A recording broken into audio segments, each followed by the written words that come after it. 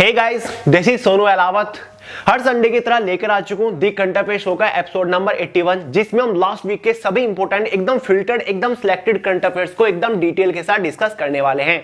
और ये बात आप अच्छे से जानते हैं, किसी भी कॉम्पिटिटिव एग्जाम में दी करंट अफेयर शो से बाहर एक भी क्वेश्चन नहीं जाता। इसलिए रेगुलर बेसिस पर हर संडे शाम 5 बजे दी करंट अफेयर शो को फॉलो करते रहिए, नोट्स मेंटेन करते रहिए। तो चलिए फ्रेंड्स, बहुत ज्यादा टाइम वेस्ट नहीं करते, फटाफट आज का एपिसोड शुरू करते हैं। तो दोस्तों, आज के एपिसोड का first most important current affair आपके सामने स्क्रीन के ऊपर है। भूतपूर्व आईएएस ऑफिसर अरुण गोयल बने नए इलेक्शन कमिश्नर। दोस्तों, हाल ही में former IAS officer Arun Goyal ji को नए इलेक्शन कमिश्नर के रूप में नियुक्त किया गया है।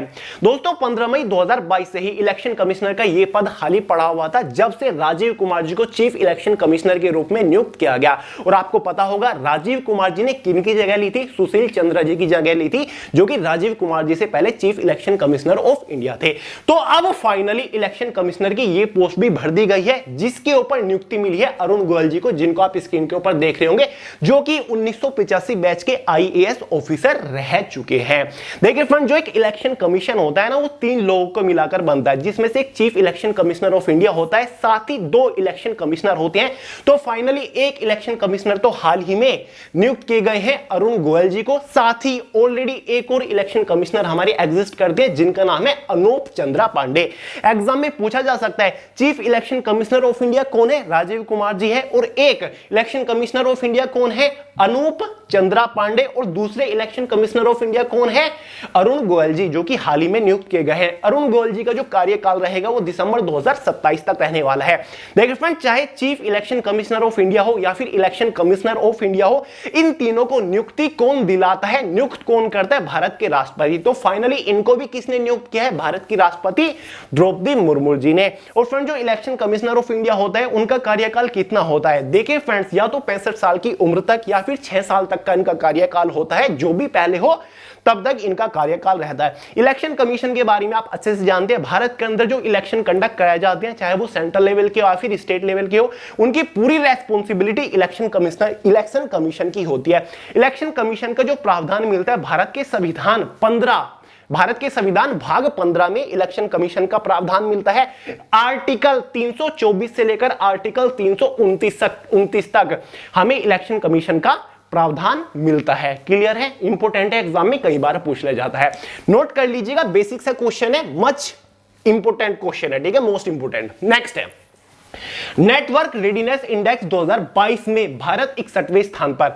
हजारों बार बोल चुका हूं, जितने भी इंडेक्स वाले क्वेश्चन होते हैं, जितने भी सूचकांक वाले क्वेश्चन है, ये मोस्ट इंपोर्टेंट होते हैं, एग्जाम में गारंटीडली पूछा जाता है। तो दोस्तों, हाल ही में नेटवर्क रेडीनेस इंडेक्स 2022 की रिपोर्ट जारी की गई, जिसमें भारत को 61वां स्थान मिला है। टोटल 131 कंट्रीज के ऊपर एक सर्वे किया गया था, जिसमें भारत की रैंकिंग काफी अच्छी रही है और 6 पायदान आगे भारत आ चुका है। पिछली बार इसमें भारत की जो रैंक थी वो लगभग 67 थी, इस बार 61वें स्थान पर आ चुका है। सबसे पहले समझते हैं नेटवर्क रेडीनेस इंडेक्स होता क्या है। देखिए फ्रेंड्स, नेटवर्क रेडीनेस इंडेक्स एक वार्षिक सूचकांक है, यानी कि एक ईयरली इंडेक्स जारी किया जाता है, जो कि जारी करता है वाशिंगटन डीसी, अमेरिका के एक इंस्टीट्यूट, जिसका नाम है, इस इंस्टीट्यूट ने इस रिपोर्ट को जारी किया है। टोटल 131 कंट्रीज के ऊपर एक सर्वे किया है, जिसमें टोटल 4 से 5 चीजों को फोकस किया जाता है, जिसमें से एक टेक्नोलॉजी। यह देखा जाता है किस देश के अंदर टेक्नोलॉजी ज्यादा है, किस देश के अंदर टेक्नोलॉजी को ज्यादा बढ़ावा दिया जाए, किस देश में टेक्नोलॉजी ज्यादा एडवांस हो रखी है, ज्यादा मॉडर्न हो रखी है। साथ ही उस देश के लोगों के ऊपर सर्वे किया जाता है, उस देश के लोगों में कितना सुधार आया है, उस देश के लोगों में मतलब राजनीति में कितना पार्टिसिपेट करते हैं, एजुकेशन वाइज या फिर हेल्थ वाइज कैसी सुविधाएं उस देश के लोगों को मिल रही हैं। साथ ही गवर्नेंस, किसी एक पर्टिकुलर कंट्री में गवर्नेंस कैसी है, ठीक है, उसमें सुधार हुए या फिर नहीं हुए हैं, किसमें ज्यादा एडवांस गवर्नेंस है। साथ ही ऐसे कुछ 58 वेरिएबल्स को देखा जाता है, जिनको फोकस किया जाता है, उनके मानक पर, उनके बेसिस पर काफी सारी कंट्रीज के ऊपर सर्वे करके नेटवर्क रेडीनेस इंडेक्स हर साल जारी करता है, ठीक है। तो इस बार याद रखिएगा, network readiness index total 131 countries के ऊपर सर्वे किया गया, भारत को 61वां स्थान मिला है 131 कंट्रीज में से, जो कि लास्ट ईयर के कंपैरिजन में काफी अच्छा है। भारत को जो टोटल स्कोर मिला है वो 51.19 मिला है। स्कोर भी कई बार एग्जाम में पूछ लिया जाता है। अब आप पूछोगे कि भैया जो भारत के पड़ोसी देश है यानी कि या फिर कुछ ऐसे देश जो कि काफी पावरफुल देश माने जाते हैं उनको क्या रैंक मिली है? फर्स्ट रैंक किसको मिली है? ऑब्वियस सी बात है, पहले स्थान पर USA United state of America रहा है, दूसरे स्थान पर सिंगापुर रहा है। यानी कि वो कंट्रीज है जो कि टेक्नोलॉजी के मामले में काफी ज्यादा है, काफी स्पीड से टेक्नोलॉजी के मामले में आगे बढ़ रही है। टेक्नोलॉजी में भारत को ब्रॉडबैंड सर्विसेज में काफी आगे माना गया है, ठीक है। टेलीकॉम सर्विसेज में भारत में काफी ज्यादा बदलाव हुए, काफी ज्यादा सुधार हुए हैं। तो टेक्नोलॉजी के मामले में भारत दिन प्रतिदिन काफी स्पीड से बढ़ रहा है, काफी स्पीड से डेवलपमेंट भारत में भी हो रही है। वो दिन दूर नहीं जब भारत में नंबर 1 पे होगा। दूसरा स्थान सिंगापुर को मिला है, तीसरा स्थान स्वीडन को मिला है, चौथा स्थान नीदरलैंड और 5वें स्थान पर है स्विट्जरलैंड, ठीक है। एक तो भारत की रैंकिंग पूछी जा सकती है, 61वें स्थान पर है। टोटल कंट्रीज कितनी थी? 131 कंट्रीज थी। पहला स्थान पूछा जा सकता है जो कि है United state of America. Clear है? सूचकांक का नाम नोट कर लीजिए, नेटवर्क रेडीनेस इंडेक्स 2022 का ये सूचकांक है। नेक्स्ट है, पहले ग्रीनफील्ड एयरपोर्ट का पीएम मोदी ने अरुणाचल प्रदेश में किया उद्घाटन। तो फ्रेंड्स मोस्ट इंपोर्टेंट है और पर्सनली यार सरकार का ये काम मुझे बहुत ही पसंद आया क्योंकि एक यूनिक काम है, ठीक है। काफी जो बड़ी बड़ी कंट्रीज है उनसे इंस्पायर होकर ये काम भारत के अंदर भी किया जा रहा है। तो फ्रेंड्स पहले ग्रीनफील्ड एयरपोर्ट का उद्घाटन हो चुका है जो कि पर्सनली पीएम मोदी ने अरुणाचल प्रदेश में किया है। तो इस ग्रीनफील्ड एयरपोर्ट का नाम है डोनी पोलो एयरपोर्ट है जो कि अरुणाचल प्रदेश की राजधानी ईटानगर में बनाया गया है। ईटानगर के अंदर इसका निर्माण किया गया है और फाइनल इसका उद्घाटन भी हो चुका है। सबसे पहले समझते हैं कि ग्रीनफील्ड एयरपोर्ट होता क्या है, नॉर्मल एयरपोर्ट से इसके अंदर क्या डिफरेंस होती है।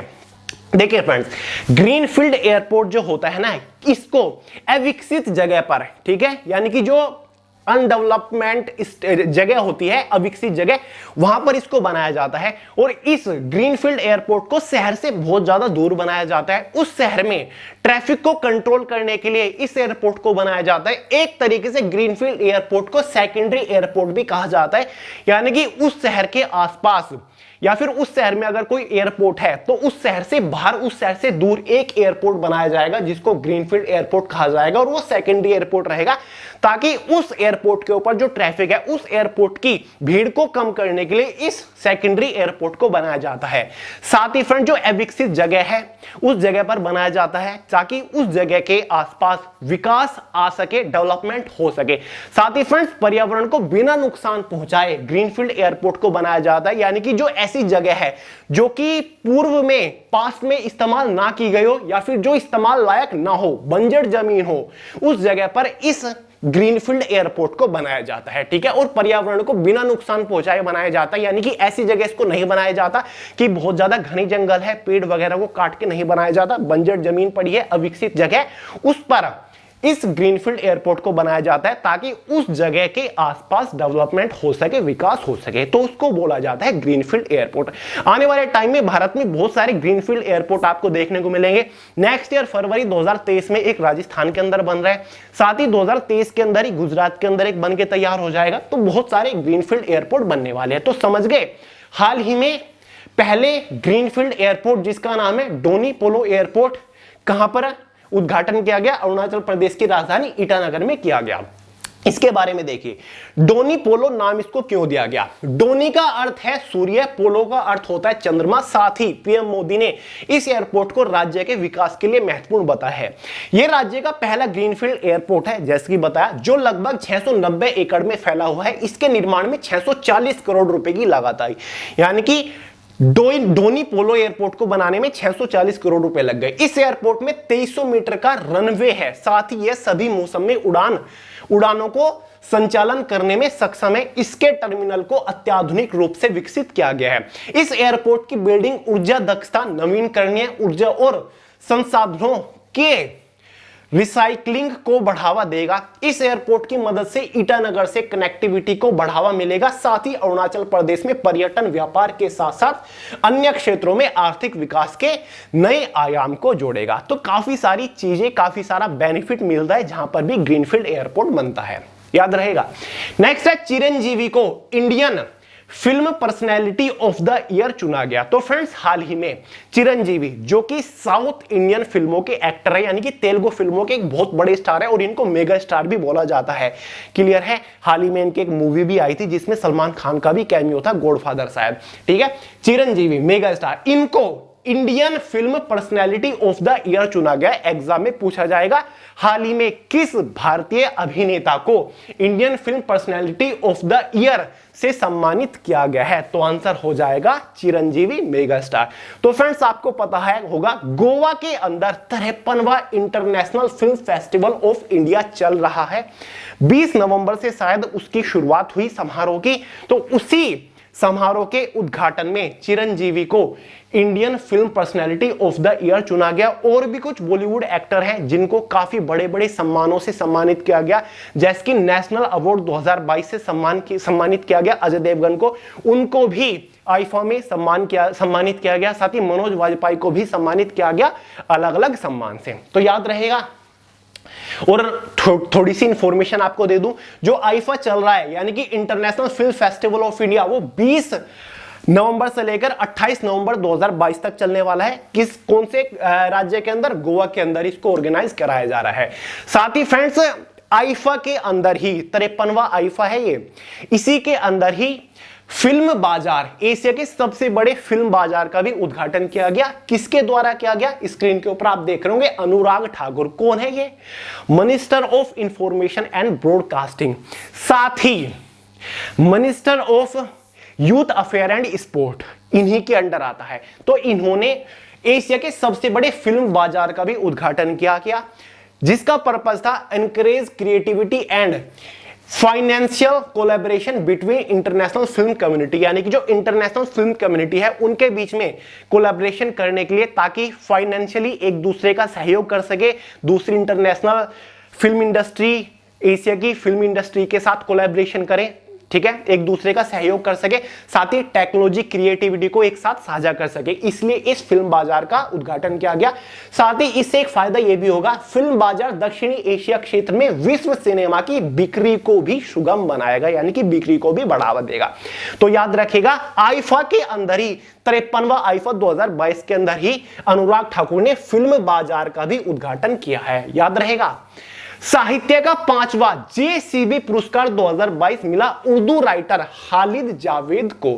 स्क्रीन के ऊपर आप देख रहे हैं, ये हैं उर्दू राइटर खालिद जावेद, जिनको हाल ही में साहित्य का एक बहुत बड़ा पुरस्कार होता है जिसका नाम है जेसीबी पुरस्कार, वो दिया गया। और इस बार ये 5वां पुरस्कार दिया गया। इस पुरस्कार की जो शुरुआत हुई थी वो 2018 से हुई थी, यानी कि 4 बार ऑलरेडी दिया जा चुका है। हर साल इस पुरस्कार को दिया जाता है, इस बार 5वीं बार इस पुरस्कार को दिया जा चुका है। ये पुरस्कार जो दिया जाता है वो जेसीबी लिटरेचर फाउंडेशन द्वारा दिया जाता है। दोस्तों ये पुरस्कार खालिद जावेद को उनके प्रसिद्ध साहित्य जिसका नाम है the paradise of food, note कर लीजिए, द पैराडाइज ऑफ फूड के लिए दिया गया। द पैराडाइज ऑफ फूड ये इंग्लिश ट्रांसलेटेड वर्जन है। जो उन्होंने उर्दू में साहित्य लिखा था उसका नाम था नीमत खाना, जो कि 2014 में इन्होंने लिखा था। उसके बाद उसको इंग्लिश में ट्रांसलेट किया गया, उर्दू से इंग्लिश में अनुवाद बारन फारूकी द्वारा किया गया था। एग्जाम में पूछा जा सकता है क्योंकि बहुत बड़ा अवार्ड इनको दिया जा रहा है इस साहित्य के लिए। दोस्तों खालिद जावेद ने ऑलरेडी बहुत सारे बड़े बड़े साहित्य लिखे हैं, क्योंकि ये भारत की बहुत बड़ी साहित्यकार है, साथ ही एक नोवेलिस्ट भी हैं। इन्होंने आखिरी दावत इन्होंने लिखी है, साथ ही नेमत खाना जिसके लिए इनको अवार्ड दिया जा चुका है, ट्रांसलेटेड वर्जन है द पैराडाइज ऑफ फूड, साथ ही मौत की किताब इन्होंने लिखी है, क्लियर है। तो बहुत बड़ी बड़ी कृति इन्होंने लिखी है, तो याद रहेगा। मोस्ट इंपोर्टेंट है, किसको दिया गया? जेसीबी पुरस्कार 2022 खालिद जावेद को दिया गया, जो कि एक बहुत बड़ी उर्दू साहित्यकार है। नेक्स्ट है Indo Australia free trade agreement को ऑस्ट्रेलियाई संसद की मंजूरी। दोस्तों यहां पर 4-5 वर्ड लिखे हुए हैं, ध्यान से देखिए। Indo Australia free trade agreement, इससे हमें पता चलता है कि इंडो ऑस्ट्रेलिया यानी कि भारत और ऑस्ट्रेलिया इन दोनों देशों के बीच कोई एग्रीमेंट हुआ है। और एग्रीमेंट किससे रिलेटेड है? फ्री ट्रेड से रिलेटेड है। ट्रेड का मतलब क्या होता है? व्यापार। और फ्री का मतलब तो आपको पता ही है, फ्री यानी कि मुफ्त। यानी कि भारत और ऑस्ट्रेलिया दोनों देशों के बीच में एक एग्रीमेंट हुआ है फ्री ट्रेड को लेकर, यानी कि शुल्क मुक्त व्यापार को लेकर, यानी कि एक टैक्स फ्री व्यापार को लेकर, समझ गए एग्रीमेंट क्या है, न्यूज में बहुत ज्यादा छाया हुआ है। तो फाइनली ऑस्ट्रेलियाई संसद ने इसको मंजूरी दे दी है, यानी कि अब ये फाइनली शुरू होने वाला है, ये एग्रीमेंट अब लागू होने वाला है। इसका बेनिफिट क्या क्या होंगे मैं आपको आगे बताने वाला हूं, ध्यान से समझ लीजिए।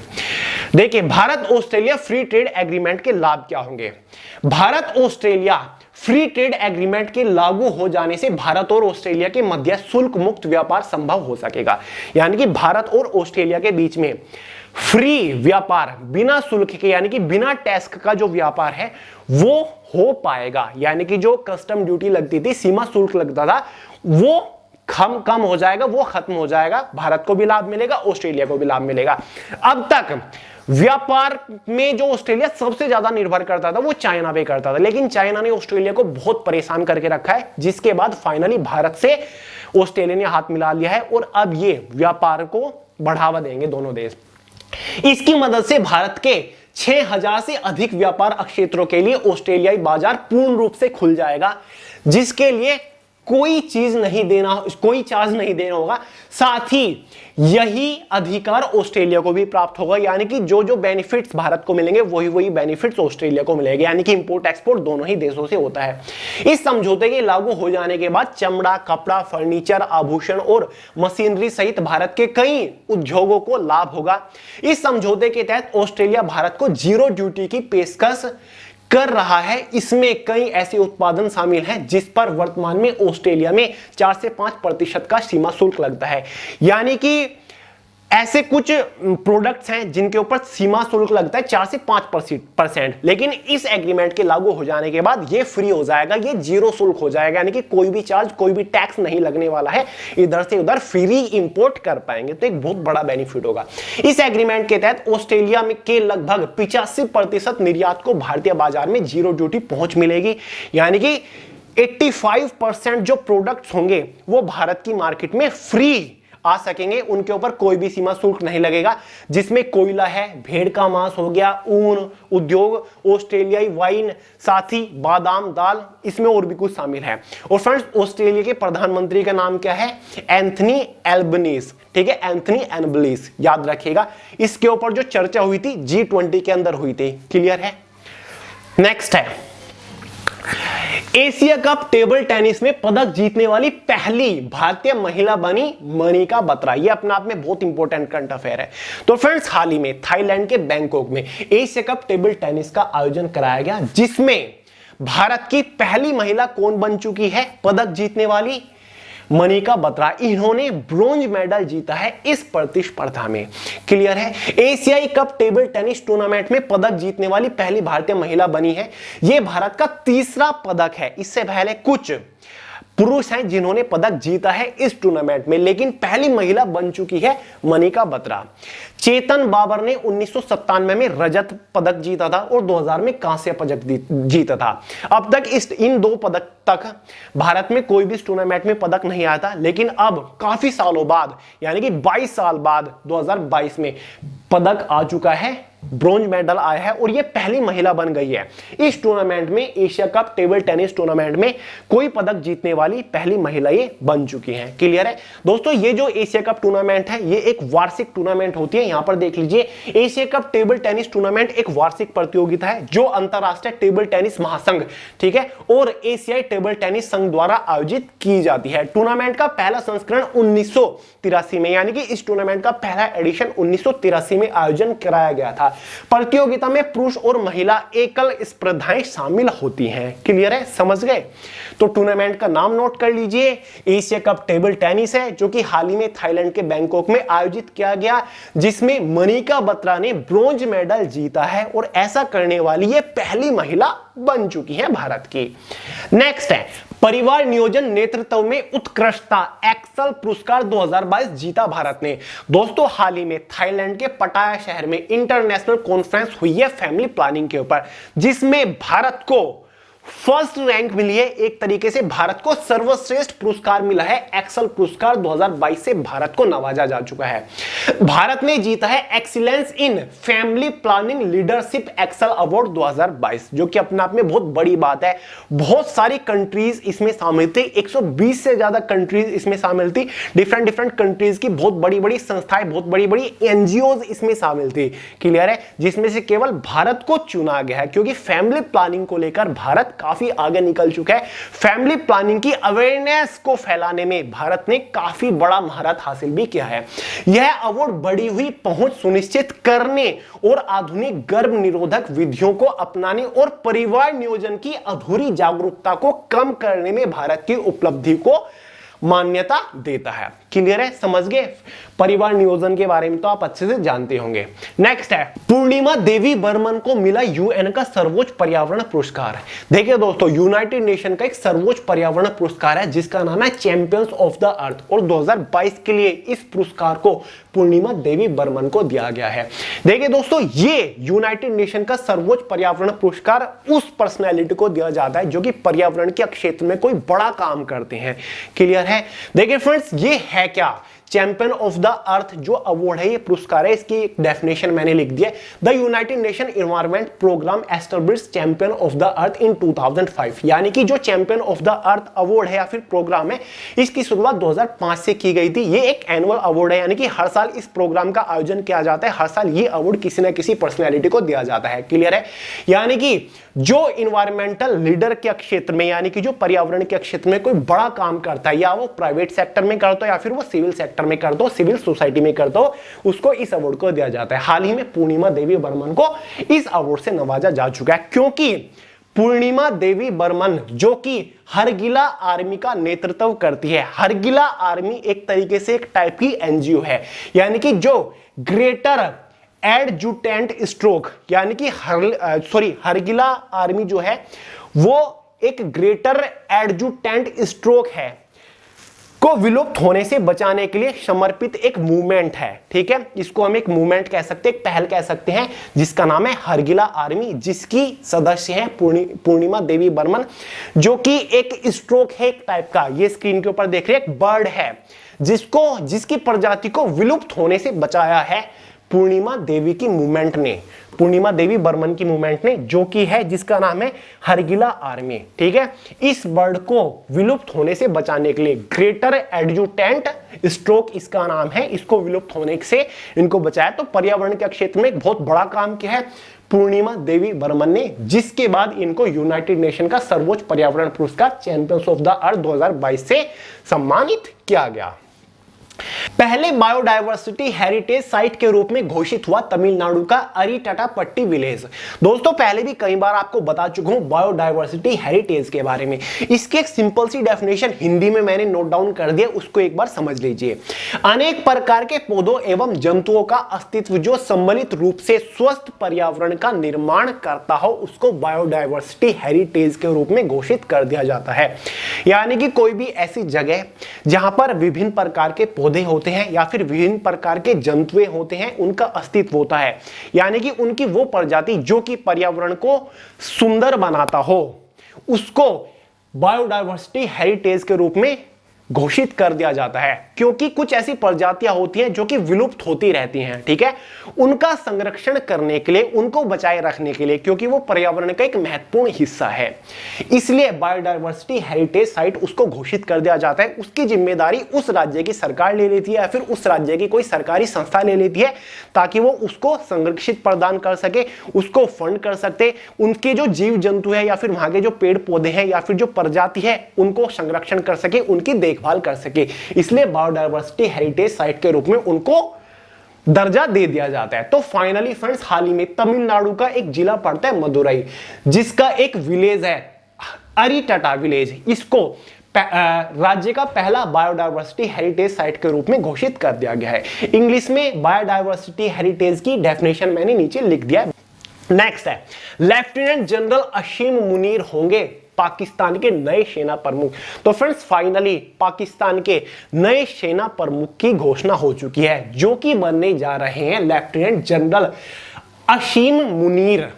ये स्क्रीन के ऊपर देख रहे हैं, ये है लेफ्टिनेंट जनरल असीम मुनीर। और फ्रेंड लेफ्टिनेंट जनरल असीम मुनीर जो कि करंट में पाकिस्तान के चीफ जनरल ऑफ आर्मी है कुमार जावेद बाजवा, इनके फेवरेट माने जाते हैं। ये इनको काफी ज्यादा स्मार्ट भी मानते हैं, काफी ज्यादा इंटेलिजेंट भी मानते हैं। इनके नाम की घोषणा इन्होंने ही करी थी। तो फाइनली पाकिस्तान आर्मी के जो नए चीफ बनने जा रहे हैं, पाकिस्तान सेना के जो नए प्रमुख बनने जा रहे हैं, वो असीम मुनीर बनने जा रही है। एग्जाम में पूछा जा सकता है, भारत का पड़ोसी देश है और भारत के तो चीफ ऑफ आर्मी स्टाफ आपको पता ही होगा, मनोज पांडे जी हैं। क्लियर है। 25 अक्टूबर 2018 से 16 जून 2019 तक ISI के 23वें महानिदेशक के रूप में कार्य कर चुके हैं। तो फ्रेंड्स छोटी हस्ती नहीं है असीम मुनीर, ये पाकिस्तान की जो मतलब एजेंसी है ISI, उसके महानिदेशक के रूप में काम कर चुके हैं वो 2018 से लेकर 2019 तक।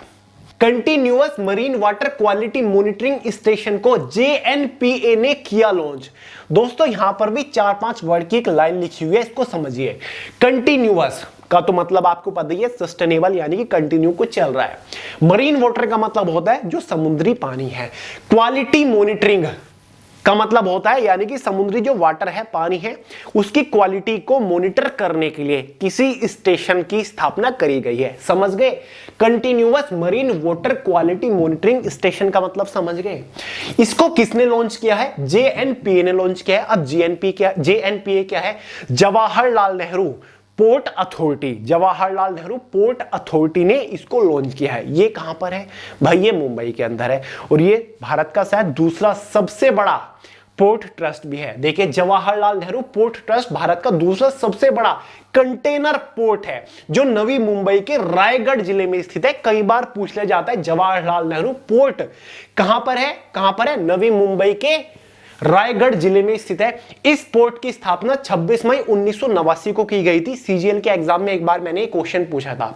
मुंद्रा पोर्ट के बाद जवाहरलाल नेहरू पोर्ट भारत में दूसरा सबसे बड़ा कंटेनर हैंडलिंग पोर्ट है। देखिए मुंद्रा पोर्ट भी यहां पर आया है, इसके बारे में बता दूं। ये मुंद्रा पोर्ट है, ये भारत का सबसे बड़ा कंटेनर पोर्ट है जो कि गुजरात के कच्छ जिले में स्थित है। क्लियर है? मुंद्रा पोर्ट पहला बड़ा है और जवाहरलाल नेहरू दूसरा बड़ा पोर्ट है जो कि नवी मुंबई के रायगढ़ जिले में स्थित है। तो भाई continuous marine water quality monitoring station इन्होंने ही लॉन्च किया है। JNPA के चेयरमैन कौन है? संजय सेठी हैं। इन्होंने ही इसका उद्घाटन किया, इन्होंने ही इसको लॉन्च किया है। इस मॉनिटरिंग स्टेशन के क्या क्या फायदे होंगे, इसका किस लिए इस्तेमाल किया जाएगा? Continuous marine water quality monitoring station और इलेक्ट्रिक मॉनिटरिंग व्हीकल पोर्ट क्षेत्र में मरीन वाटर और एयर क्वालिटी के मैनेजमेंट में मदद करेगा। यानी कि वहां पर जो मरीन वाटर क्वालिटी है उसको चेक करेगा, उसको मॉनिटर करता रहेगा, साथ ही एयर क्वालिटी को भी मॉनिटर करता रहेगा और उसको मैनेज भी करेगा। यह सिस्टम इस पोर्ट क्षेत्र के जल गुणवत्ता स्टेशनों के डेटा, पोर्ट स्टेट के आसपास पर्यावरण गुणवत्ता के अनुपालन की जांच के अतिरिक्त पोर्ट व्हीकल के ग्रीन हाउस गैस फुटप्रिंट को कम करने में भी मदद करेगा। यह पहल भारत के इस पोर्ट क्षेत्र को इको फ्रेंडली बनाने में काफी मददगार साबित होगा, जिससे वहां कार्य कर रहे लोगों का इससे अधिक लाभ मिलने वाला है। यानी कि वहां का जो पर्यावरण है उसमें सुधार लाएगा, उसको मॉनिटर करेगा, उसकी क्वालिटी को सुधार लाएगा, साथ ही मरीन वाटर की क्वालिटी को सुधार लाएगा, क्योंकि ये हर टाइम उसको कंटिन्यूअसली मॉनिटर करता रहेगा। क्लियर है? तो भाई ये पूरा इसका सिस्टम रहने वाला है। क्रिस्टियानो रोनाल्डो इंस्टाग्राम पर 500 मिलियन फॉलोवर्स का आंकड़ा छूने वाले पहले व्यक्ति बन गए हैं। तो फिर दुनिया के अंदर इकलौते पहले इंसान बन गए क्रिस्टियानो रोनाल्डो, जिन्होंने इंस्टाग्राम जो कि एक सोशल मीडिया हैंडल है उसके ऊपर 500 मिलियन फॉलोवर का आंकड़ा टच कर लिया, जो कि अपने आप में बहुत बड़ी बात है, क्योंकि दुनिया भर की इकलौती, पूरी दुनिया में इकलौती यही ऐसी पर्सनैलिटी है जिन्होंने ये आंकड़ा, ये माइलस्टोन पार किया है, क्योंकि 500 मिलियन 500 मिलियन का एक बहुत बड़ा आंकड़ा माना जाता है। क्लियर है? क्रिस्टियानो रोनाल्डो जो कि एक फुटबॉल प्लेयर है, जो कि पुर्तगाल के एक फुटबॉल प्लेयर है, इनके बारे में कौन नहीं जानता होगा। भारत में भी एक ऐसे दिग्गज है विराट कोहली, जो कि इंस्टाग्राम के ऊपर शायद मेरे हिसाब से 300 मिलियन प्लस फॉलोवर का आंकड़ा पार कर चुके हैं, तो जल्दी ही इनको पीछे छोड़ देंगे। क्लियर है? तो यहां से पता चलता है कि यार सिनेमा से ज्यादा जो क्रेज है वो स्पोर्ट का है, ठीक है, प्लेयर का है, ठीक है। भारत में भी क्रिकेट का कितना ज्यादा है, बॉलीवुड से ज्यादा है। और हाँ, यहाँ पर क्रिस्टियानो रोनाल्डो की अगर बात हो रही है तो एक और करंट अफेयर बन सकता है। हाल ही में इन्होंने मैनचेस्टर यूनाइटेड जो एक फुटबॉल क्लब है उससे रिजाइन कर दिया, वो छोड़ दिया है, इन्होंने कॉन्ट्रैक्ट से बाहर आ गई हैं। एग्जाम में पूछा जा सकता है, इन्होंने बहुत पहले मैनचेस्टर यूनाइटेड जो कि एक फुटबॉल क्लब है उसके साथ इन्होंने एग्रीमेंट किया था, उसके साथ इन्होंने कॉन्ट्रैक्ट में थे ये, ठीक है। लेकिन फाइनली इन्होंने कुछ विवाद हो गया था इस संस्था के साथ, इस फुटबॉल क्लब के साथ, जिसके बाद क्रिस्टियानो रोनाल्डो ने मैनचेस्टर यूनाइटेड फुटबॉल क्लब छोड़ दिया है। तो यहां से दो करंट अफेयर निकल जाते हैं। एक तो क्रिस्टियानो रोनाल्डो इंस्टाग्राम के ऊपर 500 मिलियन का आंकड़ा छूने वाले पहली व्यक्ति बन गई है। दूसरा, मैनचेस्टर यूनाइटेड फुटबॉल क्लब भी इन्होंने छोड़ दिया है। नेक्स्ट है शायद आज का लास्ट करंट अफेयर है। भारतीय सेना की पहली महिला स्काई डाइवर बनी लांस नायक मंजू, ठीक है, जो कि शायद हरियाणा के जिंद जिले से आती है। तो अपने आप में बहुत बड़ी बात है क्योंकि ये भारतीय सेना की ऐसी पहली महिला बन गई है। स्काई डाइविंग के बारे में आपने सुना ही होगा, यानी कि जो आसमान में हवाई जहाज से या फिर हेलीकॉप्टर से छलांग लगाते हैं ना, उसको बोलते हैं स्काई डाइविंग। अगर आपको इसका और अच्छे से एक्सपीरियंस करना है, इसको और अच्छे समझना है, तो एक मूवी आई थी ऋतिक रोशन, फरहान अख्तर और अभय देओल की, जो कि जिंदगी ना मिलेगी दोबारा। उसमें एक पार्ट आता है, एक पोर्शन आता है 3-4 मिनट का, जहां पर ये तीनों स्काई डाइविंग करते हैं। वो मुझे सबसे ज्यादा पसंद आता है वो पार्ट, ऐसा लगता है कि मैं ही एक्सपीरियंस कर रहा हूं। तो जरूर देखें अगर आपने नहीं देखी तो, उसी को बोलते हैं स्काई डाइविंग। तो ऐसा करने वाली पहली भारतीय सेना की महिला कौन बन चुकी है? लांस नायक बन चुकी है। इन्होंने 10,000 फीट की ऊंचाई से छलांग लगा के ये महारत हासिल किया है। भारतीय सेना की एडवेंचर विंग की स्काई डाइविंग प्रशिक्षण टीम द्वारा प्रशिक्षित है ये, यानी कि इन्होंने वहां से ट्रेनिंग की है। ईस्टर्न कमांड के सैन्य पुलिस कोर में इनको तैनात किया गया, यानी कि ये तैनात है। तो फ्रेंड्स, इनसे और भी भारतीय सेना की महिलाओं को प्रेरणा मिलेगी, वो भी इनसे इंस्पायर होंगी, वो भी प्रेरित होगी। तो एग्जाम में पूछा जा सकता है भारतीय सेना की पहली महिला स्काई डाइविंग कौन बन गई है? लांस नायक मंजू बन गई है, जो कि भारत के राज्य हरियाणा के जिले जिंद से आती हैं।